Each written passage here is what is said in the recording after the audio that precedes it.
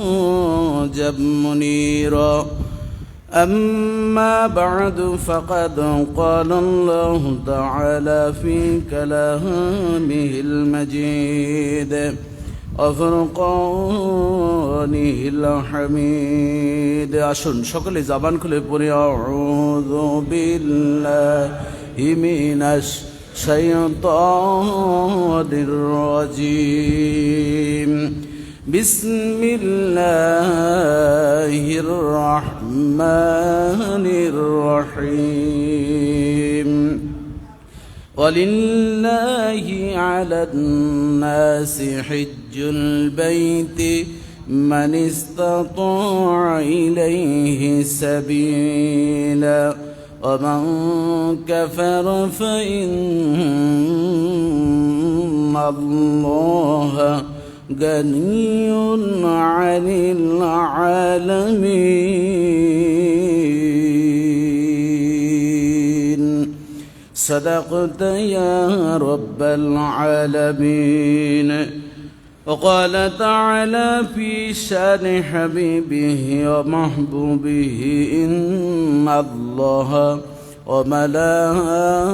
وملائكته يصلون على النبي يا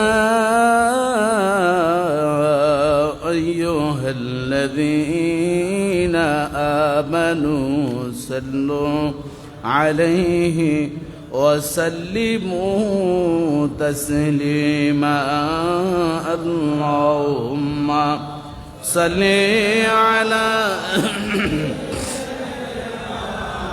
مولانا محمد وعلى آل سيدنا مولانا محمد. زبان খুলে اللهم صل على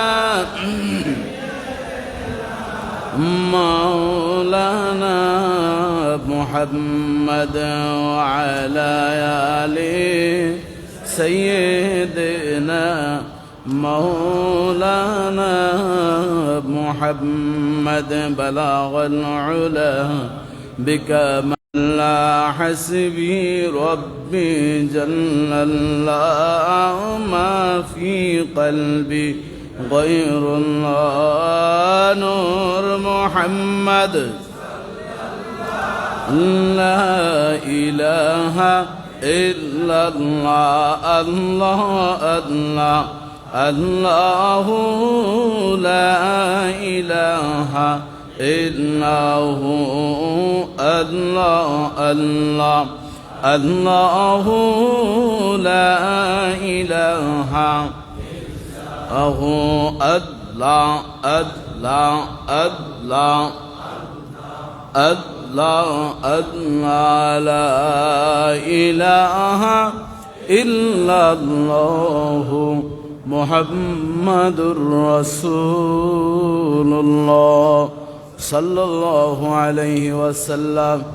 আলহামদুলিল্লাহ, পবিত্র জিলকাদা মাসের দ্বিতীয় জুমা আগত. সম্মানিত মুসল্লিয়ান, মুরব্বিয়ান, যুবক ভাইয়েরা, পর্দার আড়ালের সরল বলা আমার শ্রদ্ধেয় মা ও বোনেরা, আসসালামু আলাইকুম ওয়া রাহমাতুল্লাহ. মহান আল্লাহ সুবহানাহু ওয়া তাআলার অগণিত শুকরিয়া আদায় করছি, যিনি আমাদেরকে সুস্থ রেখে হায়াত দিয়ে আবারও মুসলিম মিল্লার প্রাণ কেন্দ্র গরিব অসহায় দুস্থদের ঈদের দিন, বিশেষ করে হজ্জের দিনের সাথেও তুলনা করা হয়েছে জুমার দিনকে, যিনি সেই মুসলিম মিল্লার প্রাণ কেন্দ্র, উৎসবের দিন, সওয়াব অর্জনের দিন, গুনাহ মাফের দিন, জুমার দিনে আসার, কোরআন হাদিস থেকে কিছু কথা শোনার, অবস্থান করার সুযোগ করেছেন আল্লাহর ঘরে। সে রব্বুল ইজ্জাতের শুকরিয়া আদায় করে, জবান খুলে কৃপণতা দূর করে আসুন হৃদয়ের গহীন থেকে কালেমাতুশ শুকর আদায় করে সকলেই সর্বোচ্চ আওয়াজে গাম্ভীর্যতার সাথে আমরা সকলেই পড়ি আলহামদুলিল্লাহ।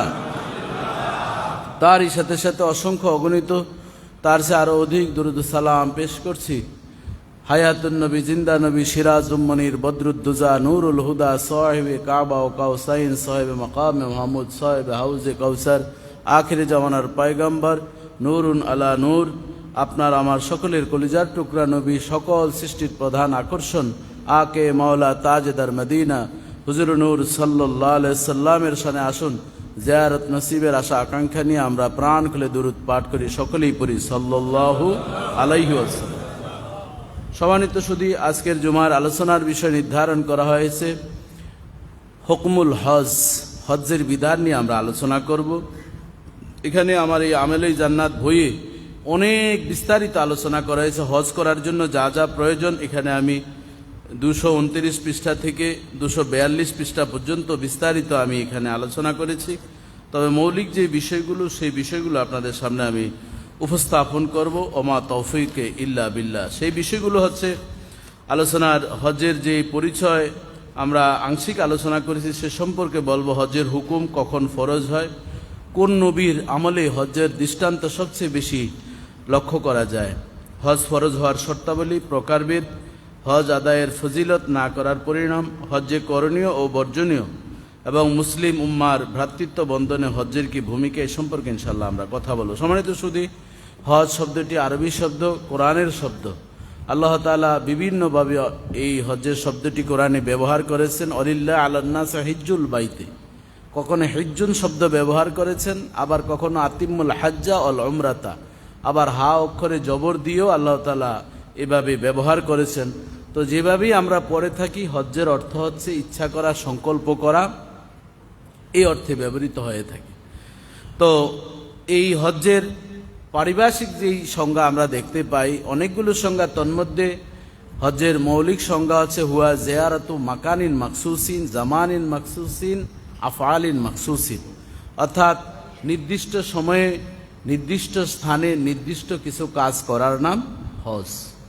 তো এই যে নির্দিষ্ট সময়ে নির্দিষ্ট স্থান নির্দিষ্ট কিছু কাজ, এর কিছু ভাগ রয়েছে। যেমন নির্দিষ্ট সময় যদি আমরা বলতে যাই, হজ্জের কয়টি মাস?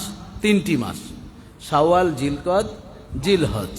শাওয়াল থেকে শুরু হয় এর কার্যক্রম, এরপর জিলহজ্জে শেষ হয়। তো আমরা এখন জিলকদ মাসে আছি, অর্থাৎ 3টি মাসের মাঝামাঝি যেই মাস সেই মাসে আমরা অবস্থান করছি।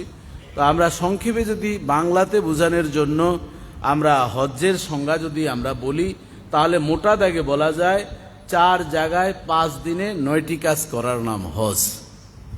আপনাদের সবার কিন্তু এটা মুখস্থ করতে হবে। আমাদের মসজিদ থেকে আলহামদুলিল্লাহ এবারও অনেক মুসল্লিরা হজে যাবেন। আল্লাহ তাআলা তাদেরকে হজ্জে মাবরুর দান করে, বলেন আমিন। আমরা যেতে না পারলেও আমাদের মনটা সেখানে আছে, তাদের কাছে দোয়া চাইবো, আমাদের সালাম যাতে নবীর রওজায় পৌঁছিয়ে দেন।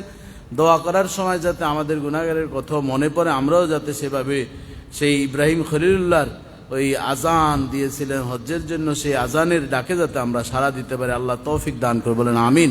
এজন্য হজ্জের মাসআলাগুলো সংক্ষেপে হৃদয়ের গহীনে যেতে পারি আর না পারি জানার দরকার আছে না নাই? এজন্য আলোচনা তো সবসময় মনোযোগ সহকারে শুনেন, তারপরে আজকে আরেকটু মনোযোগ বেশি আকর্ষণ করছি আমি আপনাদের। তাহলে 4 জায়গায় 5 দিনে 9টি কাজ করার নাম কি? হজ। তাহলে 4টি জায়গার নাম আমরা একেবারে মুখস্থ করব, যেটা ঠোঁটস্থ অর্থাৎ ঠোঁটে আসবে, অন্তস্থ হলে চলবে না, অন্তর থেকে ঠোঁটে আমাদের নিয়ে আসতে হবে। 4টা জায়গার নাম কি? মিনা, মুজদালেফা, আরাফা, জামারা। কয়টি? 4টা। বলেন তো দেখি। মিনা, মুজদালেফা, আরাফা, জামারা। মিনায় গিয়ে আমরা অবস্থান করে থাকি, যেটা 7 তারিখে নিয়ে যা, মূলত 8 তারিখ থেকে তারবিয়া, ইয়ামুত তারবিয়া বলা হয়, অর্থাৎ উটকে পানি খাওয়ানোর দিন। এই তারবিয়া শব্দের অর্থ উটকে পানি খাওয়ানো। তো আল্লাহ রাসূলের জামানায় উটকে পানি খাওয়াতেন, প্রস্তুত করতেন হজ্জের কার্যক্রম করার জন্য। মিনাতে সেখানে অবস্থান করতেন, মিনার তাঁবুতে। তো এই জন্য সেটাকে ইয়ামুত তারবিয়া বলা হয়। তো সেখানে অবস্থান করা, এরপরে আমাদের আরাফার ময়দানে 9ই জিলহজ একেবারে সূর্য অস্ত যাওয়ার পূর্ব পর্যন্ত সেখানে থাকতে। আল্লাহ রাসূল বলেন, যদি কোনো একটা পাখিও ওই 9ই জিলহজ সূর্য অস্ত যাওয়ার পূর্ব পর্যন্ত পূর্বের সময়ে যদি সে ওই আরাফার ময়দান দিয়ে উড়ে যায়, সেই পাখিটা আলহাজ পাখি হয়ে যাবে। আরো জবান খুলে বলেন সুবহানাল্লাহ। তাহলে ওই পাখিটারও কি বড় ভাগ্য। তা আমরা যদি পাখি হয়ে উড়ে যেতে পারতাম 9 জিলহজে, এই জন্য ওই 9 জিলহজের রোজার অনেক দাম। এই আরাফার দিনের রোজাটা অত্যন্ত মকবুল রোজা। অনেকেই তাড়াহুড়া করে বের হয়ে যান, আবার অনেকে অবস্থান যদি না করেন কোনো রকম আরাফার ময়দানে 9 জিলহজ, তার কিন্তু হজ হবে না। ওয়াজিব তরক হলে একটা দম দেওয়া যায়, কিন্তু ফরজ তরক হলে আর কোনো কি নেই। আপনি একটা ট্যুর করলেন, বিভিন্ন দেশে ঘুরতে গেছেন, মনে করলেন যে ঘুরে আসছেন, বলবেন আল্লাহ তো ক্ষমা করতে পারে, আল্লাহ আপনি হজ না করলেও তো ক্ষমা করবেন। কথা ঠিক কিনা বলেন? ওইটা হলো একটা পাইকারি ঘনহারের সরকারি কথাবার্তা, কিন্তু দরকারি কথা হচ্ছে আরাফার ময়দানে আমাদের অবস্থান করতেই হবে। তাহলে মিনায় অবস্থান করা, আরাফার ময়দানে অবস্থান করা, মুজদালিফায় আরাফার ময়দান থেকে আমাদের একেবারে রওনা করব, মাগরিবের নামাজ বের হয়ে আমরা গিয়ে পড়ব, পরে গিয়ে সেখানে রাত্রে যখন পায়ে হেঁটে হোক যেভাবেই হোক মুজদালিফার যে এরিয়া আছে সেখানে যেখানে জায়গা পান সেখানে গিয়ে আবার দেশের মতন জায়গা দখল করার জন্য ওই খুঁটা টুটা নিয়ে রশি টসি নিয়ে জায়গা দখল করার কোনো সুযোগ নেই। আপনি যেখানে সুযোগ পাবেন সেখানেই আপনি যাবেন, কারণ এই মুজদালিফা আপনি অবস্থান করবেন, সেখানে পাথর থাকে, কাটা থাকে, ময়লা থাকে। সবচেয়ে মেরাক্কেলি বিষয় হচ্ছে আপনি যত পাথরের স্তূপে ময়লা জায়গায় সেখানে গিয়ে আপনি একটু শুয়ে পড়বেন, দেখবেন স্বর্গীয় ঘুম আল্লাহ তাআলা দান করেন। জোরে জোরে বলেন সুবহানাল্লাহ। এর কারণ হচ্ছে যখন বাবা আদম যখন আসছিলেন, এই রাতে যখন তিনি অবস্থান করেছেন, তখন তার ঘুমটা হয়েছিল কি স্বর্গীয়, এমন গভীর ঘুম হয়েছে। ওই জন্য আল্লাহ তাআলা আদম সন্তানদেরকে এমন ঘুম দেন, যেমন আমার বাস্তবতা আমি বলছি, খুব টয়লেটের কাছাকাছি একটা জায়গায় জায়গা পেলাম, সেখানে থাকলাম রাত্রে, আমার আম্মাও ছিল। পাথর সবকিছু সংগ্রহ করার পর রাত মনে হয় তখন 1:30-2টা বাজে। এরপর যে কখন যে কি ঘুম আসলো, এরপরে আবার ফজরের টাইম হলো, আবার তো নামাজ পড়ে আবার রওনা দিতে হয়। সূর্য ওঠার আগ পর্যন্ত যে দোয়ার যে মকবুল সময়, সেই দোয়াটা করে এরপরে রওনা দিতে হয় আবার মিনার উদ্দেশ্যে।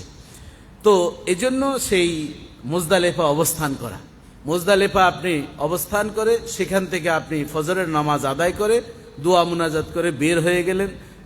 হেঁটে হেঁটে যাওয়া ছাড়া তেমন কোনো উপায় তখন থাকে না, অধিকাংশে হেঁটে হেঁটেই যেতে হয়।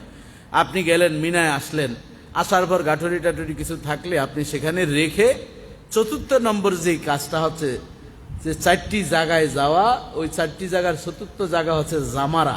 ওই যে মুজদালিফায় গিয়ে আপনি কঙ্কর সংগ্রহ করেছেন, সেই কঙ্করগুলো কোথায় মারতে হবে? জামারায়। আমরা বলি যে ছোট শয়তান, মেজ শয়তান, বড় শয়তান আমরা বলি না? সেখানে গিয়ে পাথর নিক্ষেপ করতে হয়। কয়টা করে মারতে হয় পাথর? 7টা করে নাকি? 3×7=21টা আপনি মারবেন। এখন অনেক সময় পাথর মারতে গিয়ে রাগের চোটে জুতা মারে, কেউ ছাতি মারে, এরকম অনেক সময় গালি দিয়ে শয়তানকে পাথর মারে। এটাকে হচ্ছে মানে এটা আবেগী হলে কি চলবে না, ওখানে একটা আপনার নিয়ম শৃঙ্খলা আছে। আপনি শয়তানকে ওখানে বসে আছে নাকি এতদিন পরে? এটা হচ্ছে যাকে একটা প্রতীক যে আমরা বাবা ইব্রাহিম খলিলুল্লাহ আমাদের জন্য তিনি যেই সিস্টেমটা রেখে গেছেন, ইসমাইল জবিউল্লাহ, এবং আমাদের প্রিয় নবী যেই সুন্নাহগুলো আমাদের জন্য যে কার্যক্রমগুলো রেখেছেন, সেটাকে আমরা টাচ করা, অবলোকন করা, এর ভিতরেই বরাকা। কিন্তু আপনি যদি মনে করেন ছাতা নিক্ষেপ করবেন, জুতা নিক্ষেপ করবেন, থুতু নিক্ষেপ করবেন, এই থুতুটা আরেকজনের গায়ে পড়তে পারে। জুতা এমনভাবে নিক্ষেপ করবেন সেটা আরেকজনের গায়ে আসতে পারে, শুরু হবে সেখানে আরেক মারামারি। এই জন্য এই ধরনের অহেতুক কাজ করা যাবে না। এই বিষয়গুলো আমাদের খেয়াল রাখতে হবে। তাহলে জায়গা কয়টা হলো? 4টা। কি বলেন? মিনা, আরাফা, মুজদালিফা, জামারা। কয়টা জায়গা? 4টা জায়গা। তাহলে আমাদের 4 জায়গায় কয় দিনে? 5 দিনে 9টা কাজ করার নাম কি? হজ। 4টি জায়গা আমরা পেলাম। এরপরে বাকি থাকলো কি? 5 দিন। 8ই জিলহজ, 9ই জিলহজ, 10ই জিলহজ, 11ই জিলহজ, 12ই জিলহজ। কয় দিন? অর্থাৎ 8 তারিখে আপনি মিনায় অবস্থান করবেন, 9 তারিখে আরাফা, এরপরে 10 তারিখ অর্থাৎ 9 তারিখ রাত্রে আপনি মুজদালিফায় থাকবেন। সকালবেলা আপনি মিনা হয়ে জামারায় আপনি যাবেন। তো সেদিন আপনি পাথর যখন নিক্ষেপ করা আপনার শেষ হয়ে যাবে, তারপরে আপনার কাজ হলো মাথা মুন্ডন করা, কোরবানি দেওয়া। এই কাজগুলো কিন্তু একাধারে একটার সাথে একটা লাগানো। আপনি পাথর নিক্ষেপ না করেই আপনি চুল ফেলতে পারবেন না, আর চুল না ফেলার আগ পর্যন্ত কোরবানি দেওয়ার কোনো কি নেই, সুযোগ নেই। অনেক সময় দেখা যায় কাউকে দায়িত্ব দিয়ে দেন কোরবানি করার জন্য, কিন্তু দেখা যায় আপনি পাথরে নিক্ষেপ করতে পারলেন না, তাহলে কি আপনার কোরবানি হবে? এই বিষয়গুলো আমাদের খেয়াল রাখতে হবে। এই জন্য আমরা 8 তারিখে এই কার্যক্রম শুরু করব। 8, 9, 10, 11, 12, এই যে 10, 11, 12 কাজ কি? 10 তারিখে আমরা জামারায় পাথর নিক্ষেপের পর আমাদের মাথা মুন্ডন করা হবে। যদি সম্ভব হয় আমরা কোরবানি করে, বা আপনি যে তাওয়াফে জিয়ারাত ফরজ যেই তাওয়াফ আছে সেই তাওয়াফটা আপনি করবেন। যদি সেদিন না পারেন 11, 12 তারিখ সূর্য অস্ত যাওয়ার পূর্ব পর্যন্ত এই তাওয়াফে জিয়ারা যেটি ফরজ সেটি আদায় করতে হবে। তাহলে আমরা পেয়ে গেলাম 5 দিন, 8, 9, 10, 11, 12, তাহলে 4 জায়গায় 5 দিন, বাকি থাকলো কি 9টা কাজ। তাই 9টি কাজের 3টি হচ্ছে ফরজ, 6টি হচ্ছে কি ওয়াজিব। 3টি কাজ কি কি ফরজ? এহরাম বাঁধা, আরাফার ময়দানে অবস্থান করা, 3 নম্বরে কি তাওয়াফে জিয়ারা যেটি ফরজ তাওয়াফ করা। তাহলে হজের ফরজ কয়টা? 3টা। সবাই বলেন কয়টা? 3টা। কি কি? এহরাম বাঁধা, আরাফার ময়দানে অবস্থান করা, তাওয়াফে জিয়ারা। এই বিষয়গুলো আমাদের মুসলমানদের একটা ঠোঁটস্থ থাকার দরকার আছে না নাই? আর বাচ্চাদেরকেও কিন্তু আজকে গিয়ে শুয়ে শুয়ে এই গল্পগুলো করবেন। আমরা তো বাচ্চাদেরকে নিয়ে নিজেরা ফেসবুক নিয়ে ব্যস্ত থাকি, ল্যাপটপ নিয়ে, ব্যবসা বাণিজ্য, ধর্মীয় আলোচনা, বাচ্চাদেরকে একটু শুয়ে শুয়ে গল্প শোনানো। আমিও আজকে আমার মেয়ে আমাকে বলতেছে আসার আগে, আব্বু আমাকে একটা গল্প বলো। তাই বললাম এরকম গল্প নিজে একটু বানানোর চেষ্টা করলাম। তো বড় হয়েছে, তো এখন বুঝে কোনটা বানাই আর কোনটা বানানোর উদ্দেশ্য আছে বিভিন্ন জিনিস ধর্মীয় কিছু ঢুকিয়ে বুঝানো। তো আমরা আসলে বাচ্চাদেরকে এভাবে সময় দিতে পারি না। আপনি বলেন আজকে আমাদের খতিব সাহেব হুজুর হজের বিষয় নিয়ে বলছে, বলো তো দেখি মা হজের ফরজ কয়টা? বাবা বলো তো দেখি হজের ফরজ কয়টা, এবং হজ করতে গেলে কোন কোন জায়গায় যেতে হয়, কি কি কাজ করতে হয়। আমার মনে হয় 90% বাবারা আমরা ব্যর্থ। কথা ঠিক কিনা বলেন? আপনারা রাগ করতেছেন কিনা আমি জানি না, কারণ আমারও তো আত্মীয় স্বজন আছে। আমার ওয়াজ করার জন্য ভারত থেকে, ওই জাপান, আমেরিকা থেকে ওয়াজ আনতে হয় না। আমার ফ্যামিলির ভিতরে যা আছে এ দিয়ে আমি আজ 20-25 বছর ওয়াজ করতে করতে এই পর্যন্ত কাহিল অবস্থায় আছি। এজন্য আপনারা সন্তানদেরকে নিয়ে, স্ত্রীদেরকে নিয়ে একটা জান্নাতি পরিবেশ আপনি গঠন করতে পারেন। খেতে বসছেন, সেখানে বলতে পারেন বিসমিল্লাহির রহমানির রহিম করে আপনি খাওয়া শুরু করলেন, ডান হাতে খাওয়া। এবং আল্লাহ রাসূল খাওয়ার কি কি সুন্নত ছিল, আল্লাহ রাসূল বলছেন কুল ইয়া গোলাম কুল মিন ইয়ামিনিকা, তুমি তোমার ডান দিক থেকে খাও, ডান হাত দিয়ে খাও, এবং একটু লবণ দিয়ে খাওয়া কি শুরু করো, খাওয়ার আগে একটু পানি খাও। প্রত্যেকটার কিন্তু সুন্নত বিজ্ঞান নিয়ে আমি আলোচনা করব। দেখবেন আপনার কলিজা ভরে যাবে। আল্লাহ রাসূল আমাদের জন্য কত কিছু রেখে গেছেন, কিন্তু নবীজিকে আমরা কিছুই দিতে পারলাম না। নবীজিকে নিয়ে টানা হেসরা করতে করতেই শেষ। কেউ বলে নবীজির এই 40 বছরের আগে কোনো নবী ছিলেন না, কেউ বলেন ছিলেন। এ নিয়ে ঝগড়া বিবাদ বাংলাদেশে আজাইরা কাজ। মানুষ গরমে মরে যায়, ব্যবসা বাণিজ্য নিয়ে টেনশনে আছে, কত পারিবারিক জঞ্জাল। আমরা আলেম ওলামারা আর কিছু ইউটিউবাররা আছে, এ নিয়েই এক একজনের কাছে দৌড়ায় তাদের এই ভিউ বাড়াচ্ছে আর তারা খোরাক অর্জন করছে।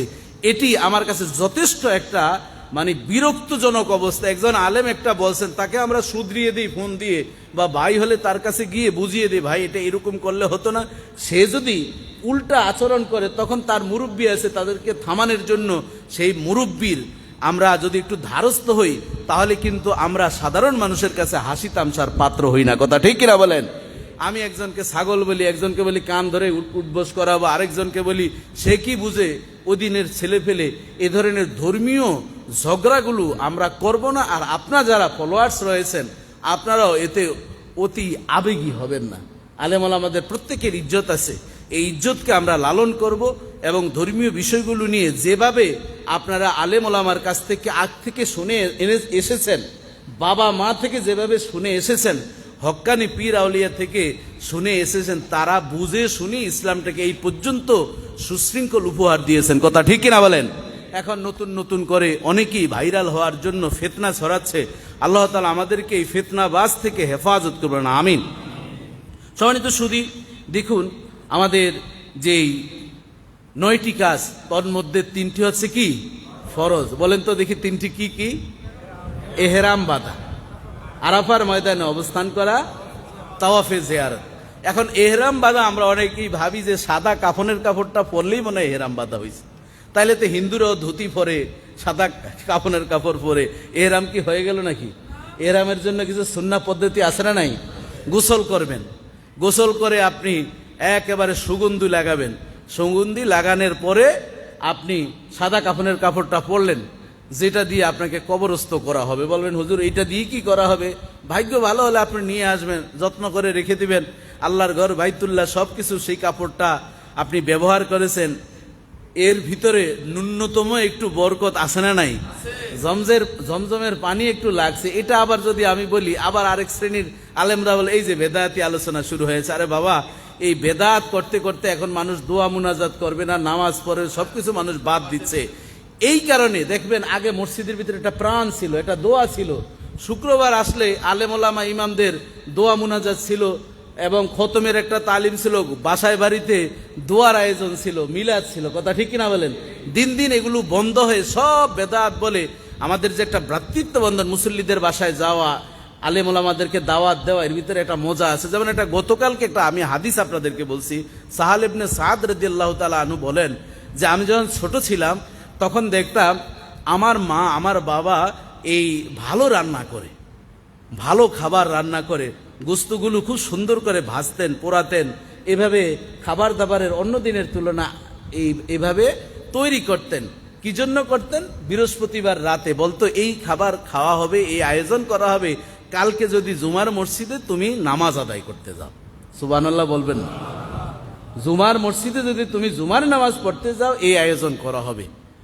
তখন আমরা ওই খাবারের লালসায় জুমার নামাজ আমরা কখনো ছাড়তাম না। জোরে জোরে বলেন সুবহানাল্লাহ। বরং মাকে জিজ্ঞাসা করতো, মাগো ওই দিনটা কবে, আর কয়দিন বাকি আছে? গন্ত শুক্রবার, শনি রবি সোম মঙ্গল বুধ বৃহস্পতি, মা ওই শুক্রবারটা যেদিন গেলে তুমি যে মজার রান্না করো, গোস্ত ফ্রাই করো, এইসব করো, এই দিনটা আর কদিন বাকি আছে? মাকে বারবার জিজ্ঞাসা করতাম। জুমার নামাজের জন্য আমরা অপেক্ষায় থাকতাম। দেখুন, আমরাও শুক্রবারটা, বৃহস্পতিবারে মা বাবা এইভাবে কনসেপ্ট দেওয়া, স্ত্রী বলবে যে আগামীকাল শুক্রবার ভালো বাজার সদা। আপনারা কিন্তু সবাই ঘরে শুক্রবারে থাকেন, যেহেতু এটার আমার ভিন্ন ওয়াজ করার দরকার নেই। খাবার ঠিকই আছে, কিন্তু কি জন্য যে নবীর সাহাবীরা এই খাবারটার আয়োজন করতেন সেই সুন্নাহটা আমাদের জানা নেই। বাবাজি বন্ধুরা আমার, ছোট্ট বাচ্চাদেরকে আপনি বায়েস্ট করার জন্য, তাদেরকে আপনার অন্তরের ভিতরে রাখার জন্য, ভালোবাসা দেওয়ার জন্য কিছু ছোট্ট ছোট্ট ফর্মুলা রয়েছে।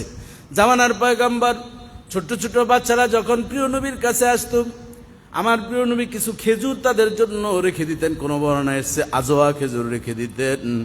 রেখে দিয়ে তখন বেলাল রাদিয়াল্লাহু তাআলা আনহুকে ডাক দিয়ে বললেন, বেলাল যা ওই উৎকৃষ্ট খেজুরটা নিয়ে আসো। সাহাবায়ে কেরামের ছোট্ট ছোট্ট বাচ্চারা যখন আসতো, জামানার পয়গম্বর তাদের মুখে ওই খেজুরগুলো উঠিয়ে দিতেন।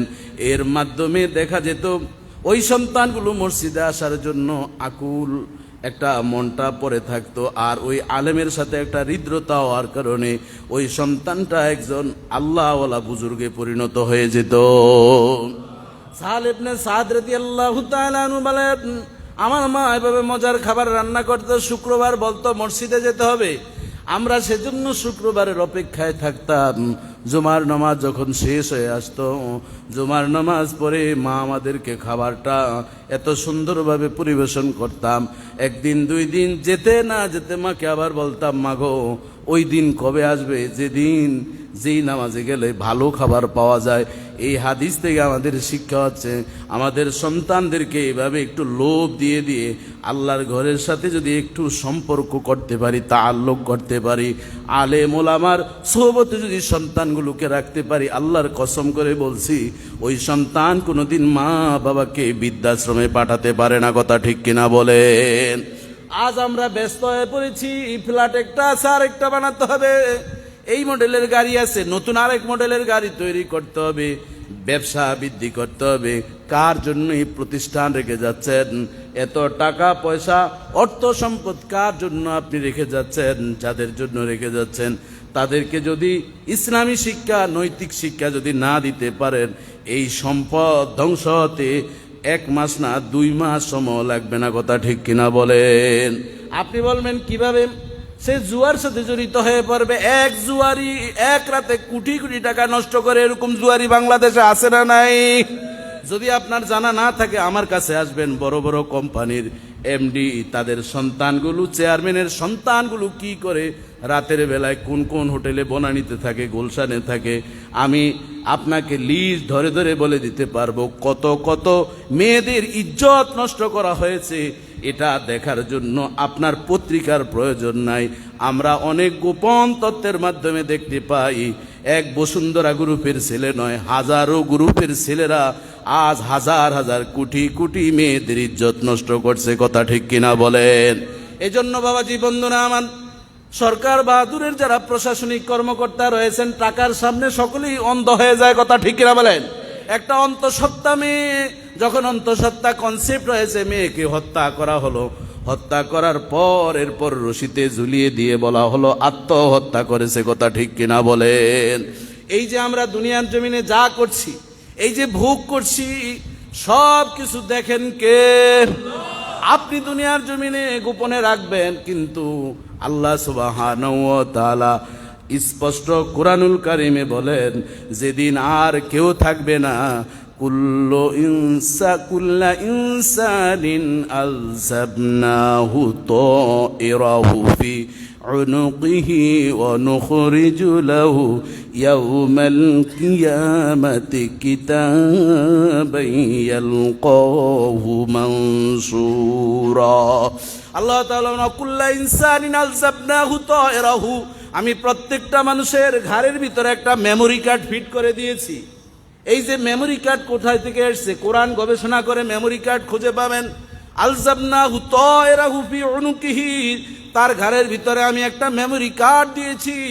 ওই মেমোরি কার্ডের ভিতরে ফামাইয়ামাল মিসকালা যাররাতিন খায়রান ইয়ারা ওয়া মাইয়ামাল মিসকালা যাররাতিন শাররান ইয়ারা। ভালো কাজ করবেন, কল্যাণের কাজ করবেন, সওয়াবের কাজ করবেন, নেকের কাজ করবেন, ওই মেমোরি কার্ডের মধ্যে জমা হতে থাকবে। বদ কাজ করবেন, অন্যায় কাজ করবেন, জুলুম করবেন, ব্যভিচার করবেন, মানুষের হক নষ্ট করবেন, সুদ ঘুষের সাথে আপনি জড়িত থাকবেন, মিথ্যা সাক্ষী আপনি দিবেন, রাজনীতি হয়রানি করে অর্থ সম্পদ সব কিছু মানুষের শেষ করে দিবেন, সেটা মেমোরি কার্ডের ভিতরে জমা থাকবে। আল্লাহ তাআলা বলেন, সেদিন ওই আমলগুলোকে গলায় ঝুলিয়ে দেওয়া হবে। আর আল্লাহ তাআলা বলেন, অনুখরিজু লাহু ইয়াউমাল কিয়ামাতি কিতাবান ইয়ালকাহু মানসুরা। মানুষ যখন প্রত্যাখ্যান করবে, আল্লাহ আমি এই কাজ করি না, আমি সরকারি সম্পদকে নিজের সম্পদ মনে করি না, ওই নারীর ইজ্জত আমি নষ্ট করি না, হত্যা করি নাই, ঘুম করি না, ইত্যাদি ইত্যাদি করবে।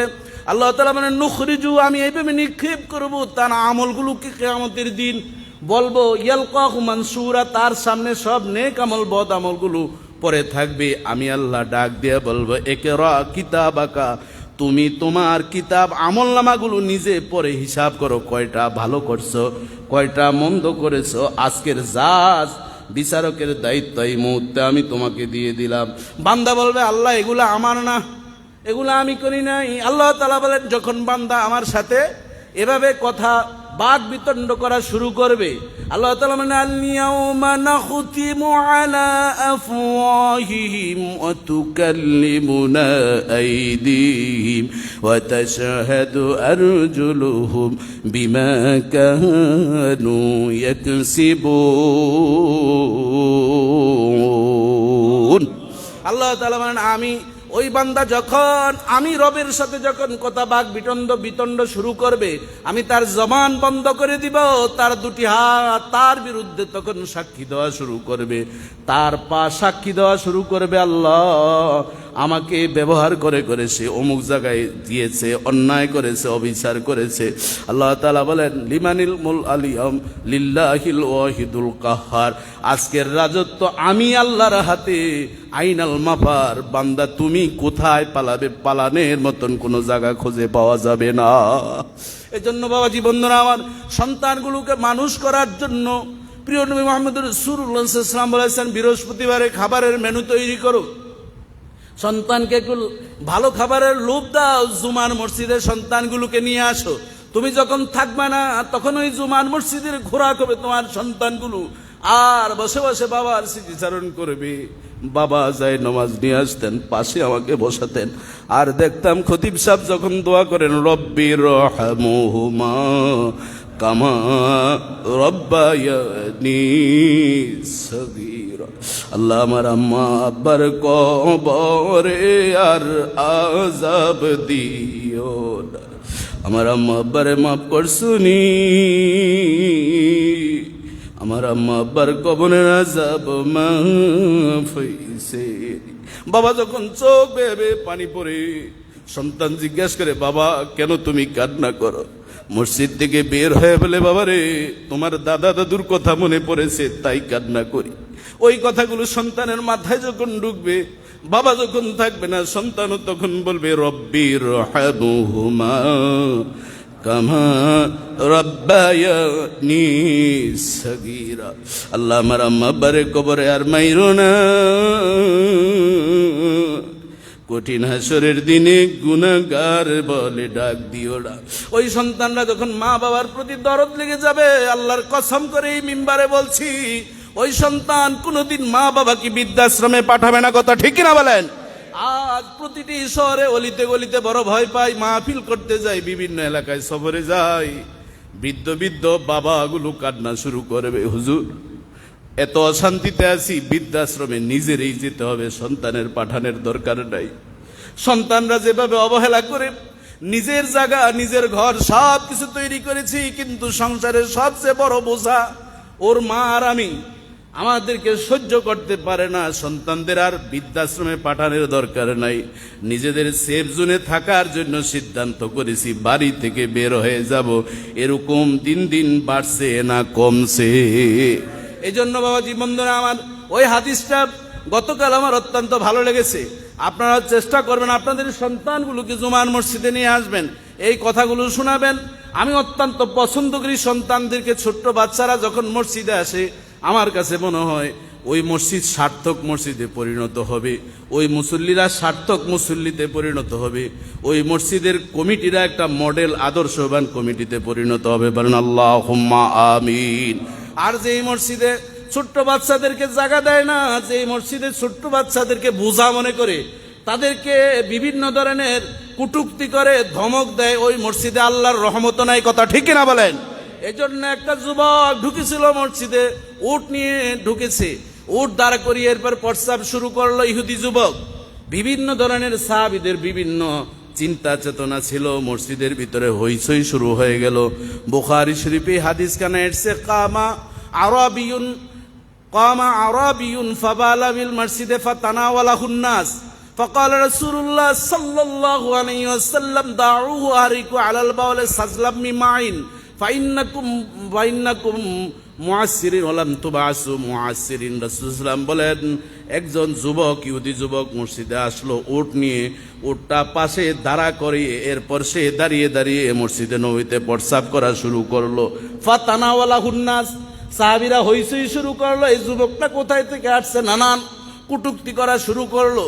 ওই প্রস্রাব করা অবস্থায় ওই যুবকটা থমকে গেল, প্রস্রাব করছে, বন্ধ হয়েছে, কেউ ঘাড় ধাক্কা দিচ্ছে, মারধর করার উপক্রম হয়ে গেল। নবীজি ডাক দিয়ে বেলালকে বলেন, বেলাল যাও, ওখানে কি হচ্ছে? বেলাল বলেন, ইয়া রাসূলুল্লাহ, একটা যুবক আসলো, উট দাঁড়া করে সে প্রস্রাব শুরু করলো, সাহাবীরা রাগ করেছে। আমার নবী বলেন, দাউহু, তাকে ছেড়ে দাও, সে আরামসে প্রস্রাব করুক। ও হারিকু আলাল বাউলে সাজলাম মিন মাইন। এই হাদিসের ব্যাখ্যা আল্লামা শাহ ওয়ালিউল্লাহ মুহাদ্দিস দেহলভী রাহমাতুল্লাহ আলাইহি, পাক ভারত মুহাদ্দিসের শ্রেষ্ঠ মুহাদ্দিস, তিনি বলেন, জামানার পয়গম্বর যে সাহাবীরা বেশি ধমক দিয়েছে, আক্রমণাত্মক কথা বলেছে, আল্লাহর নবী জামানার পয়গম্বর ওই সাহাবীদেরকে ডাক দিয়ে বলছেন, যাও তোমরা বালতি ভরে এনে ওই প্রস্রাবটা পরিষ্কার করে দাও। এখান থেকে কি শিক্ষা? মসজিদে প্রস্রাব করতেই পারে, জন্য এর সমাধান কোনো মারামারি ধরাধরি না, কথা ঠিক না বলেন? তাদেরকে শাসন করার জন্য নবী বলছেন, যারা ধমক দিয়েছে, রাফ ইউজ করেছে, বিভিন্ন ধরনের কটূক্তি করেছে, তারা প্রস্রাব পরিষ্কার করবে। ফাইন্নাকুম মুআসসিরিন, তোমাদেরকে আল্লাহ তাআলা কোমল আসনের জন্য প্রেরণ করেছেন। ওয়ালাম তুবাসু মুআসসিরিন, কঠিন আচরণ করার জন্য আল্লাহ দুনিয়াতে এই শ্রেষ্ঠ মানব জাতিদেরকে প্রেরণ করেন নাই। এই হাদিস কি শুধু শোনার জন্য না আমলের জন্য? এজন্য বাচ্চারা প্রস্রাব করেছে, মুরব্বী প্রস্রাব করেছে, তাতে কি মানুষই তো করবে। যেখানে মানুষ আছে সেখানে প্রস্রাব পায়খানার বায়ু নিষ্কাশনের ব্যবস্থা আছে না নাই? বিমানে ছোট্ট জায়গা সেখানেও আছে না নাই? মানুষের এগুলো হাজত, এটাকে নেগেটিভ চিন্তা করা যাবে না। মসজিদ তৈরি হয়েছে, আপনি পাম্প তৈরি করেছেন, গ্যাস পাম্প, তেলের, যেখানেই হোক না কেন, হোটেল তৈরি করেছেন, খাবারের রেস্তোরাঁ, প্রত্যেকটা জায়গায় মানুষের জীবন জীবিকার জন্য মানুষের যা যা হাজত সব কিছু মেনটেন করে তারপর ব্যবসায়ী প্রতিষ্ঠান, ইবাদতের প্রতিষ্ঠান করার দরকার। কথা ঠিক কিনা বলেন? যদি ব্যবসায়ী প্রতিষ্ঠানের চিন্তা করেন দুটি টাকা অর্জন করার জন্য, টাকা পাবেন, কিন্তু আল্লাহর রহমত কোনোদিন ধরা দিবে না আপনাকে। কথা ঠিক কিনা বলেন? এই জন্য বাবাজি বন্ধুরা আমার, এই বিষয়গুলো অত্যন্ত সাবধানের সাথে আমরা মনে রাখবো। আল্লাহ তাআলা তৌফিক দান করে বলেন আমিন। তাহলে আমরা আরাফার ময়দানে অবস্থান করে ইহরাম বাঁধা ওই কাপড় আপনি পরিধান করবেন। গোসল শেষ করে কাপড় পরিধান করলেন, সুগন্ধি লাগালেন, 2 রাকাত নামাজ আপনি আদায় করলেন। এই 2 রাকাত নামাজ পড়া সুন্নাহ। এরপর আপনি লাব্বাইকা হজ যদি করেন লাব্বাইকা হজ্জান, আর উমরা যদি করেন লাব্বাইকা উমরাতান। আমি আমার এই আমলি জান্নাত বইতে যেই যেই দোয়াগুলো আছে হজের সবগুলো দোয়া বিস্তারিত এখানে আমি আলোচনা করেছি। আপনি সংক্ষেপে করতে পারেন, যদি হজ এবং উমরা একসাথে করেন তাহলে লাব্বাইকা হজ্জান ও উমরাতান, এটি হচ্ছে সবচেয়ে ছোট্ট দোয়া। দুরুদের ভিতরে আমরা যেমন পড়ি সাল্লাল্লাহু আলাইহি সাল্লাম, এই দুরুদটা সবচেয়ে ছোট। তেমনি ভাবে আপনি নিয়তের জন্য মূল নিয়ত হচ্ছে আমি হজ বা উমরার জন্য এই কাপড়টা পরিধান করলাম, এটি কিন্তু আমার মূল নিয়ত পূরণ হয়ে যায়। কথা ঠিক কিনা বলেন? কিন্তু জামান দিয়ে এটি হচ্ছে আমাদের তালাফুজ করা, আল্লাহকে বোঝানো যে আল্লাহ অন্তরও আমি করলাম, আবার জবানও আমি স্বীকৃতি কি দিলাম। দেওয়ার পর আপনি হাত তুলে আল্লাহর কাছে দোয়া করবেন, তখন আপনার মাথায় টুপি থাকবে না, টুপি ছাড়া আপনি নামাজ পড়ে এরপরে দোয়া করবেন। এরপরে সুগন্ধি দেওয়ার আর সুযোগ নেই। এই যে আনুষ্ঠানিকতা করে আপনি কাপড় পরিধান করলেন, নামাজ পড়লেন, এটার নাম হচ্ছে এহরাম। শুধুমাত্র কাপড় পরিধানের নাম এহরাম নয়। বুঝাইতে পারছি তো? বিস্তারিত আলোচনা আপনারা এই বই যারা এখনো নেন নাই, এই বইটা আপনারা নেবেন, অত্যন্ত প্রয়োজনীয়। আপনার জীবনের যতগুলো শরীয়তের যতগুলো মাসআলা আছে, এই সব মাসআলাগুলো এখানে আছে। বিশেষ করে হজ্জে যারা যাবেন এই বইটি আপনাদের অত্যন্ত প্রয়োজন। আর 6টি কাজ হচ্ছে আপনার মুজদালিফায় আপনি অবস্থান করা, যেটি আমি আপনাদেরকে বলছি যে আমরা মিনা যে 4টি জায়গায়, ওই 4টি জায়গার ভিতরে মুজদালিফা একটা আছে না নাই? আছে। তাহলে সেই মুজদালিফায় অবস্থান করা এটি হচ্ছে কি ওয়াজিব। জামারায় পাথর নিক্ষেপ করা, ছোট শয়তান, মেজ শয়তান, বড় শয়তান আমরা বলি বুঝার সুবিধার্থে, সেখানে গিয়ে পাথর মারা সেটিও কি ওয়াজিব। কয়টা গেল? 2টা গেল, বাকি থাকলো কয়টা? 4টা থাকলো। এরপর সাফা এবং মারোয়ায় আমরা সাই করব। এটিরও একটি মেরাক্কিলি বিষয় দেখুন। সন্তানকে বাঁচানোর জন্য বিবি হাজেরা একবার যাচ্ছেন সাফা পাহাড়ে, আবার যাচ্ছেন মারোয়া পাহাড়ে। বাবারে, এখন তো সীসা ডালা প্রাচীরের মতন সীসা দিয়ে কত সুন্দর করে, বা আপনাকে এই রাবার জাতীয় একটা প্রলেপ দিয়ে বসার সুন্দর ব্যবস্থা করেছে। আগের সেই সাফা পাহাড় কিন্তু এরকম ছিল না, এরকম এলোমেলো, একদিকে চোকা আরেকদিকে কষ্টদায়ক, এই ধরনের ছিল। এই বেচারি একবার মারোয়া আবার সাফা এসছেন। সাফা পাহাড়ে যখন এসছেন, হায়রে আমার বাচ্চাটা জানি খেয়ে ফেলছে কিনা, আবার তিনি মারোয়া পাহাড়ের ওদিকে পানির জন্য গিয়েছেন। এভাবে বারবার যে দৌড় দিয়েছেন, এই দৌড়টাকে আল্লাহ তাআলা এত পছন্দ করেছেন, সারা পৃথিবীর মানুষের জন্য হজ্জের ওয়াজিব হিসাবে এটা উপহার দিয়েছেন। জোরে জোরে বলেন সুবহানাল্লাহ। একজন মহিলার কাজ তখনই আল্লাহর কাছে পছন্দ হয়েছে যখন ওই কাজটা আল্লাহকে খুশি করার জন্য করেছেন। এই জন্য আমরা যা করব কাকে খুশি করার জন্য। এই জন্য আল্লাহ বলেছেন, কুল ইন্না সালাতি ওয়া নুসুকি ওয়া মাহইয়ায়া ওয়া মামাতি লিল্লাহি রাব্বিল আলামিন। আল্লাহ তাআলা বলেন, হে রাসূল আপনি বলুন, নিশ্চয় আমার নামাজ, আমার কুরবানি, আমার জীবনের শুরু থেকে শেষ পর্যন্ত যা কিছু আমি করি সব কিছু কাকে খুশি করার জন্য। এই কনসেপ্ট, এই মনোভাব যদি আমার থাকে, তখন আমার নামাজও ইবাদতে পরিণত হবে, আমার কুরবানি ইবাদতে পরিণত হবে, আমার জীবনের যে চাকরি ব্যবসা করছি সেটাও ইবাদতে পরিণত করে দিবেন কে? আপনি চাকরি করছেন, সন্তানকে খাওয়াবেন, নিজে খাবেন, ওই শক্তি দিয়ে ইবাদত করবেন, এটিও আপনার আল্লাহ রাসূল বলছেন হাযা সাদাকা কুল্লুহুম মিনাস সাদাকা, প্রত্যেকটি সাদাকা করলে যেই সওয়াব, সেই সওয়াব আপনার আল্লাহ তাআলা আমলনামায় দান করবেন। আপনার স্ত্রীর ভরণ পোষণ আপনি ভাবছেন কি এমনিতেই যে তোকে আমি খাবার না দিতে মরে যেতে। কিছুদিন আগে দেখি এক জামাই এক বউরে ইচ্ছা মতন ওয়াশ করতেছে, আমি যদি তোরে না খাওয়াইতাম তুই মরে। আরে বেটা সলিমউদ্দিন, তুমি খাওয়ানোর মালিককে, তোমারে কে খাওয়ায়? কে খাওয়াইতেছে? আল্লাহ। তুমি যে তাকে খাওয়াচ্ছে, এই খোটা দিচ্ছে, ওই সওয়াব আর পাবা না। আল্লাহ রাসূল বলেছেন হাত্তা লোকমা, তুমি তোমার স্ত্রীর মুখে একটু আদর করে যদি একটা লোকমা উঠিয়ে দাও, একটা উট সদকার সব আরশের মালিক দান করবেন। আপনি ভাবছেন সন্তানকে পড়ালেখার খরচ করাচ্ছেন, সব শেষ করে দিলাম তোদেরকে পড়াতে পড়াতে মানুষ করতে গিয়ে। আল্লাহ রাসূল বলেছেন হাযা সাদাকা, সন্তানকে লেখা পড়া এভরিথিং সঠিকভাবে যদি বাবা ইসলামের পথে রেখে যদি তাকে চাই স্কুলে পড়াক, মাদ্রাসায় যেখানেই পড়াক, নৈতিক চরিত্র ঠিক রেখে ধর্মীয় ও ধর্মীয় লাইনে রেখে যদি তাকে পড়ানো হয়, আল্লাহ রাসূল বলেছেন সন্তানের পিছনে যা খরচ করবেন তাও সাদাকার অন্তর্ভুক্ত। এটা সুবহানাল্লাহ আসতে বলবেন না জোরে বলবেন? তাহলে এর ভিতরে সওয়াব আছে না নাই? এ সব কিন্তু সেভিংস অ্যাকাউন্টে আপনি জমা রাখছেন, আবার প্রয়োজন হবে আবার নিবেন। এই পরবর্তী আপনার কেয়ামতের দিন হাসরের ময়দানে এগুলো কাজে আসবে। বাবাজি বন্ধুরা আমার, তারপর আমরা এই সাফা মারোয়ায় গেলাম, মাথা মুন্ডন, কারো চুল খাটো করা বা কামিয়ে ফেলে, এটাও কি ওয়াজিব, কুরবানি করা। এরপর 6 নম্বর হচ্ছে বিদায়ী তাওয়াফ। যারা আমরা বাহিরের, যারা হেরেমের ভিতরে তাদের আর ওই তাওয়াফ নেই, যারা বাহিরের তাদের জন্য এই বিদায়ী তাওয়াফ করা এটি অত্যন্ত প্রয়োজনীয় জিনিস। সম্মানিত সুধী, সময় আর 1 মিনিটের ভিতরে আমি আপনাদের সামনে উপস্থাপন করব হজ্জের হুকুম সম্পর্কে। হজ ইসলামের চতুর্থ স্তম্ভ। দেখুন 6 কি 9 হিজরিতে আল্লাহ তাআলা হজ ফরজ করেছেন। কোরআনের আয়াত নাজিল হয়ে গেল আলিল্লাহ আলান নাস হজ্জুল বাইত মান ইসতাতা ইলাইহি সাবিলা, যার ইস্তিতাআত রয়েছে, সক্ষমতা রয়েছে, বর্তমান প্রেক্ষাপটে 7-8 লাখ টাকা অতিরিক্ত রয়েছে, যার যে কোনো ভাবেই হোক, জায়গা জমিনের মাধ্যমে হোক, ব্যাংক ব্যালেন্স হোক, তার উপরে হজ ফরজ। 6 কি 9 হিজরিতে যখন এই আয়াত নাজিল হলো, আল্লাহ রাসূল 10 হিজরিতে 1 না 2 নয় 1,14,000 সাহাবীদেরকে নিয়ে আল্লাহ তাআলা হজ আদায় করলেন।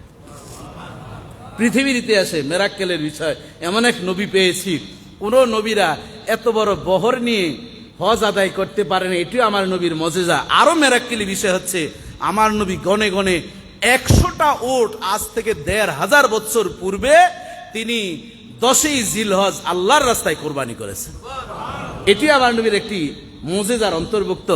70 থেকে 72টি আল্লাহ রাসূল নিজ হাতে উট জবাই করেছেন, আর বাকি 28 থেকে 29টি বা 27টি হযরত আলী রাদিয়াল্লাহু তাআলাকে ডাক দিয়ে বলেন, আলী বাকিগুলো তুমি কোরবানি করো। এখানে আল্লাহ রাসূল যে আমাদের মতন সাধারণ মানুষ, অনেকে বলেন আপনার মতন আমার মতন সলিমউদ্দিন কলিমউদ্দিন কয়টা গরু জবাই করতে পারবো এট এ টাইমে, একদিনে? এরকম যত বড় কসাই বাংলাদেশের বলেন 10, 15, 20, 25, 30টা করার পর আর তাকে খুঁজেই পাওয়া যাবে না। কথা ঠিক না বলেন? অনেক সময় আমাদের যে ইমাম সাহেব হুজুররা কুরবানির দিন যে গরু জবাই করে একটু লাগায়, লাগানোর পরে রক কোনো রকম কাটলে কসাইটাকে, হুজুর আর আপনার কষ্ট করার দরকার নেই, পরে হিসাব করে যে 30টা কোরবানি, যে 30 গুণ 500 কত টাকা পাবে। কিন্তু পুরাটা যদি কোরবানি করতো, জবাই করতো, খবর হয়ে যেত। কথা ঠিক না বলেন? কিন্তু আল্লাহ রাসূল বলেন আল্লাহ তাআলা আমার ডান বাহুতে 40 জন পুরুষের শক্তি আল্লাহ তাআলা দান করেছে, আর বাম বাহুতে 40 জন। তার মানে নবীকে আমার মতন আপনার মতন সাধারণ মানুষ? যাই হোক সম্মানিত সুধী, এখানে মৌলিক সেই কথা না যে আমার নবীকে বুঝাচ্ছি 1,14,000 সাহাবী নিয়ে হজ করেছেন, 100 উট কোরবানি দিয়েছেন। আল্লাহ তাআলা ওই ফোল্ডারের ভিতরে বলক মেরে দিয়েছেন, কিয়ামতের আগ পর্যন্ত কোনো ব্যক্তি 1,14,000 মানুষ নিয়ে হজ করতে পারবে না। বলক মেরে দিয়েছেন আমার নবী 100 উট কোরবানি দিয়েছেন, শত হাজার কোটি মিলিয়ন ডলারের মালিক হতে পারে, কিন্তু তার অন্তরের ভিতরে 100 উট কোরবানি দেওয়ার চিন্তা জাগবে না। কোরবানি জবাই করা তো দূরের কথা, ওটিও আল্লাহ তাআলা বলক মেরে একমাত্র আমার নবীর জন্য ওই ফোল্ডারটি আল্লাহ তাআলা জান্নাতের ময়দানে রেখে দিবেন। এর উসিলায় আমার নবী বলেন, আল্লাহ আমি তো আমার জন্য একটা করেছিলাম কোরবানি, আর বাকি কোরবানিগুলো আমার উম্মতের জন্য উপহার দিয়ে দিলাম। এর উসিলায় আমার উম্মতকে আপনি শাফাত নসিব করে জাহান্নাম থেকে জান্নাতের মেহমান বানিয়ে দেন। জবান খুলবেন আল্লাহু আকবার, আর জবান খুলবে আল্লাহু আকবার। সেই নবীর ভালোবাসা নিয়ে বাঁচার দরকার আছে না নাই? জোরে সোরে আমরা বলি নারে তাকবীর, নারে রিসালাত, আল্লাহ তাআলা সেই নবীর প্রেম আদর্শ নিয়ে বাঁচার তৌফিক দান করুক। আগামী জুমা ইনশাআল্লাহ বাকি আমরা হজ্জের আলোচনা